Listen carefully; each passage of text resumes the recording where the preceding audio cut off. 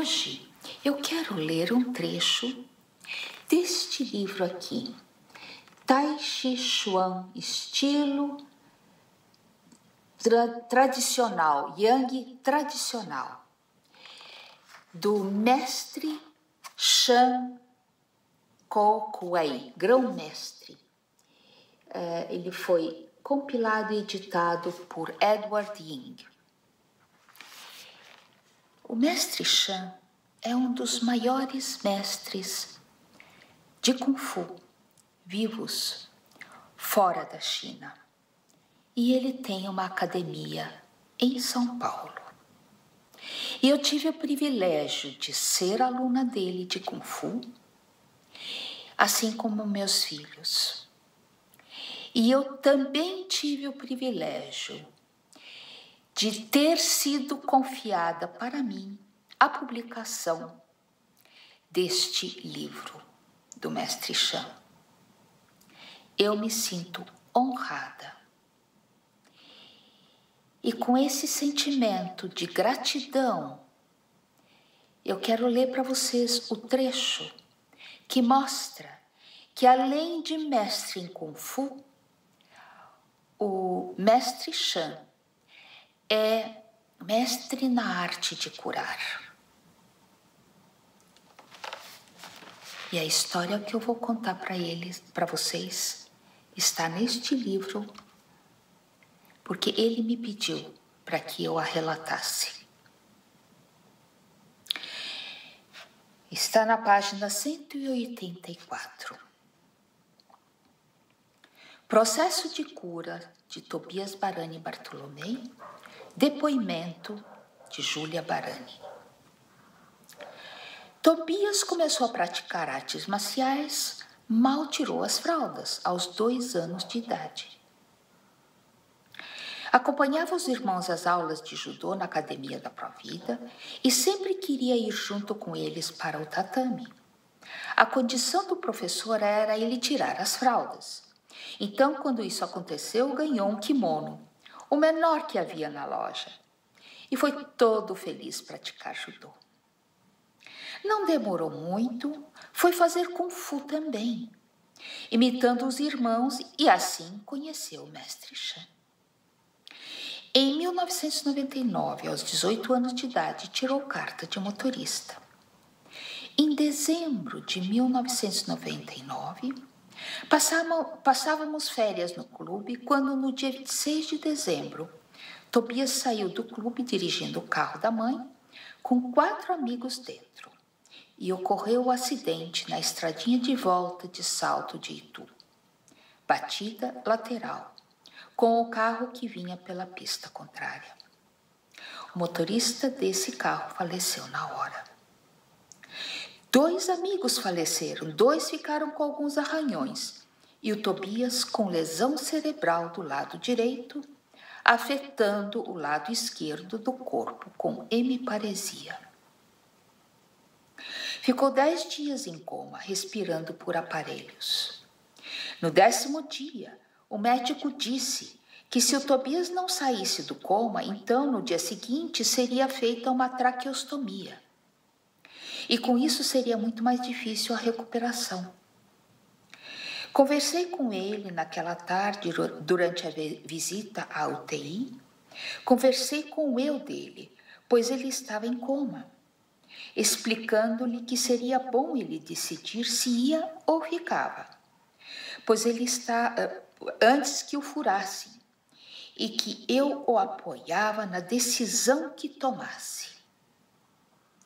No dia seguinte, o médico veio me contar, impressionado, que naquela noite o Tobias arrancara os tubos e passara a respirar sozinho. Decidido, filho, então vamos à luta pela recuperação. O corpinho judiado, estrupiado, trabalheira para recuperar. Durante a estada do Tobias na UTI, eu via o cômodo todo inundado de luz azul. A energia pulsava lá dentro.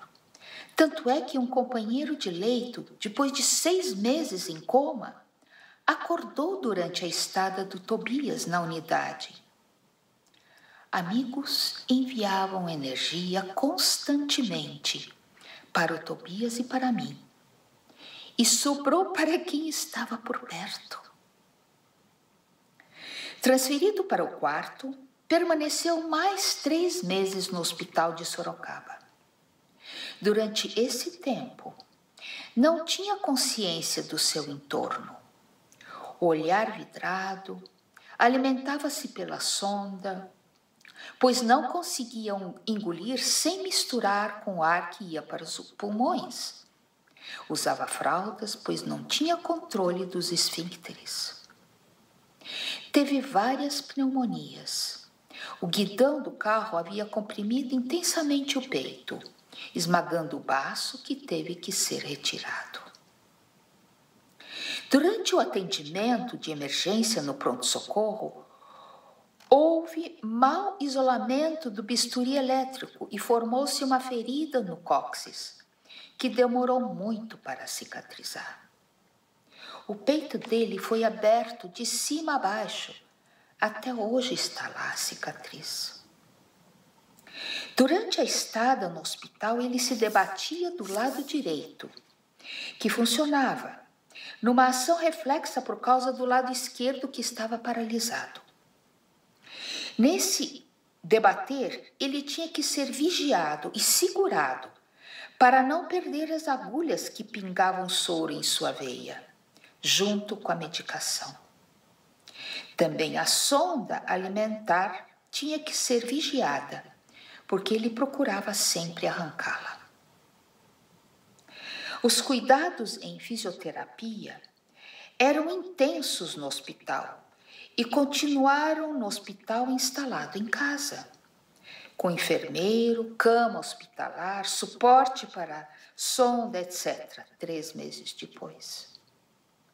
Foi então que o mestre Chan visitou seu aluno e disse que começaria a tratá-lo quando estivesse mais consciente.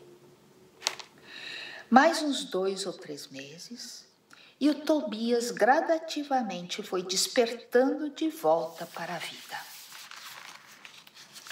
Foi um segundo nascimento, junto com todo o processo que decorre: aprender a engatinhar, a ficar em pé, a controlar seus esfíncteres, falar, mastigar, reconhecer os objetos, nomeá-los, situar-se no tempo e no espaço,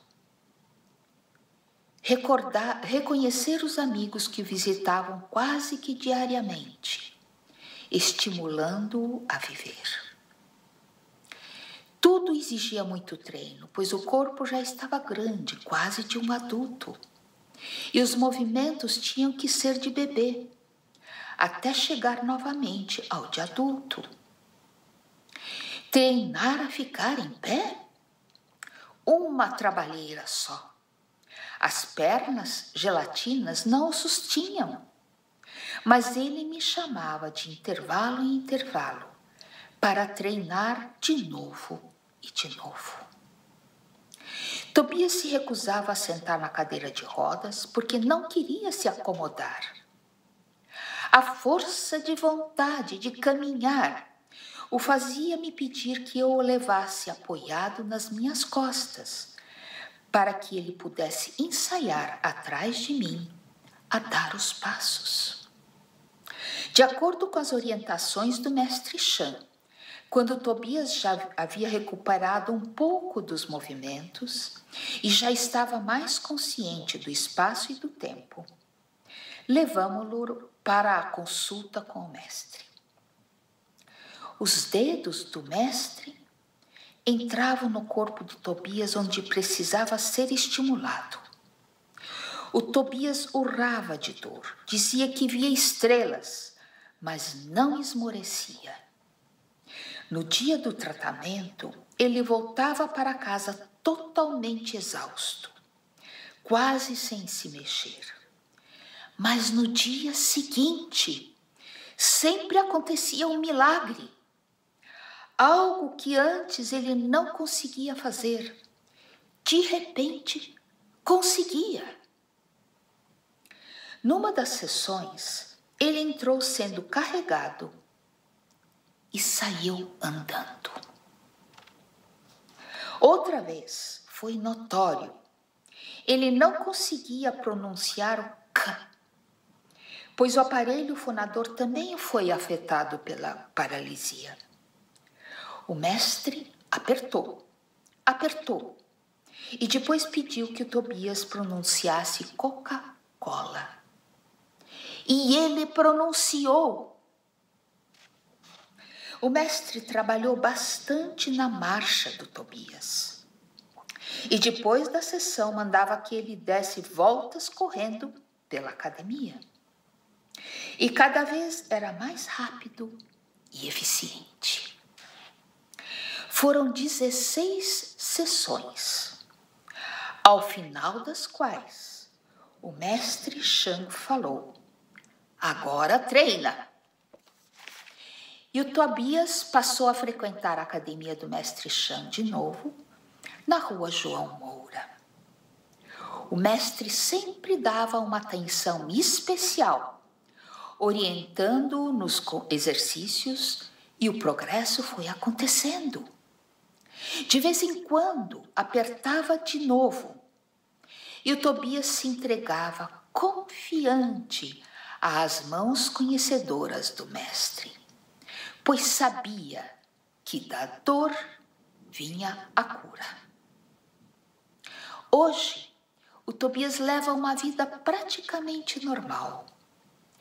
Fez faculdade, pós-graduação, depois do acidente. Trabalha em sonoplastia.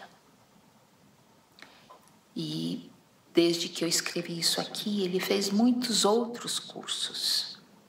Ele não para de estudar e de praticar o que estuda. Ele não desistiu até hoje.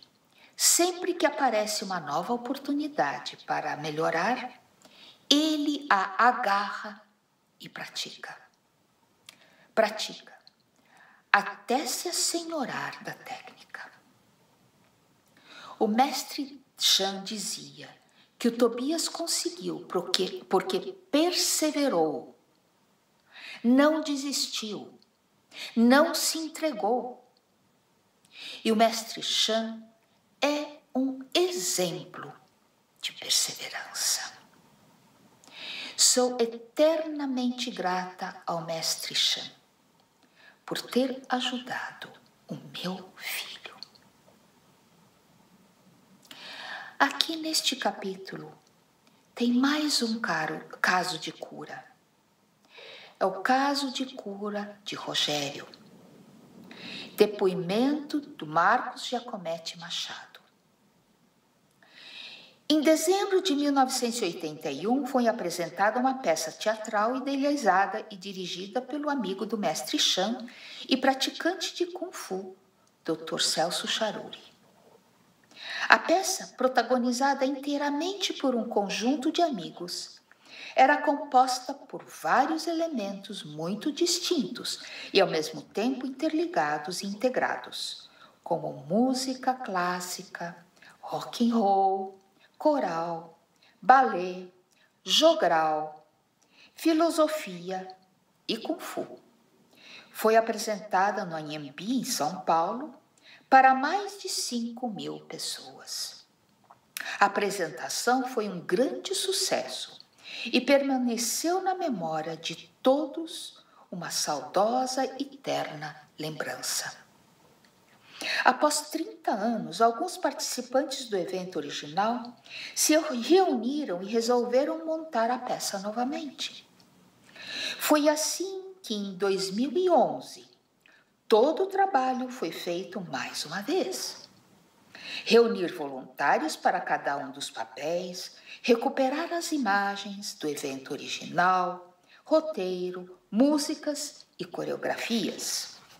O mestre Chan reuniu pessoalmente os alunos que participariam com o Kung Fu, que treinaram muito e deram o máximo de si em colaboração ao evento em relação ao respeito que o próprio mestre Chan nutre pela amizade com o Dr. Celso.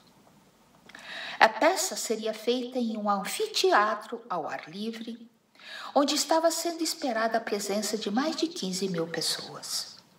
O Rogério estava colaborando ativamente como um dos organizadores desde o início. Acompanhou todos os ensaios e atividades ao longo dos meses que antecederam o evento e cuidou da montagem final.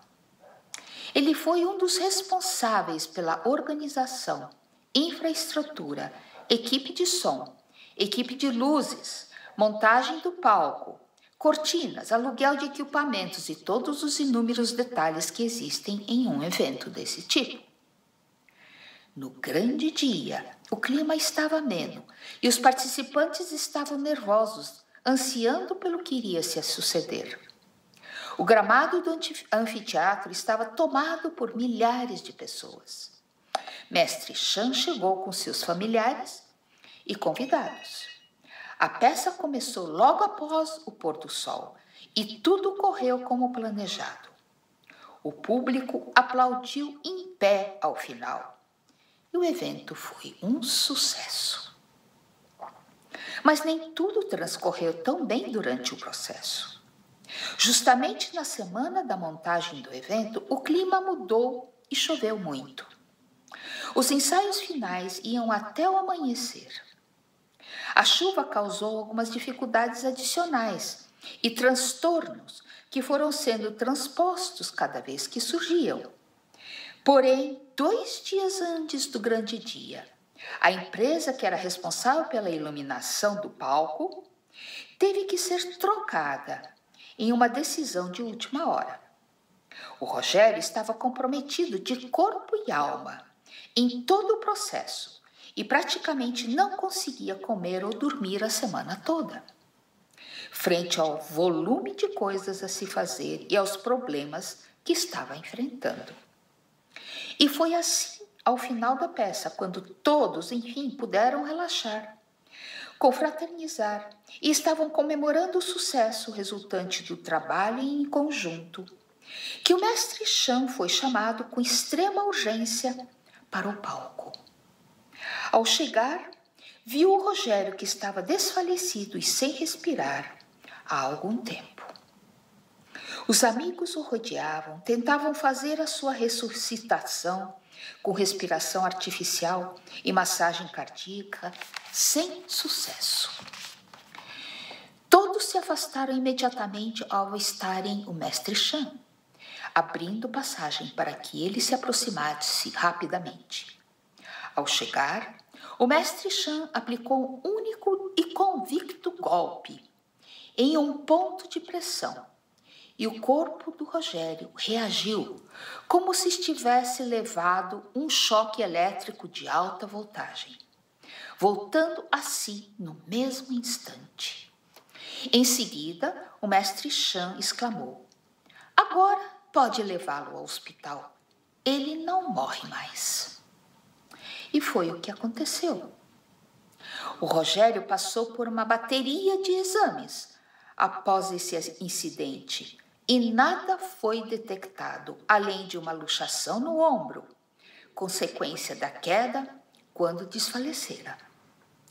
Ele continua bem até hoje e ele e sua família são muito gratos ao mestre Chan. Leia mais neste livro, na 2ª edição da Barani Editora. 2ª edição com acréscimos de um capítulo, publicada em 2020.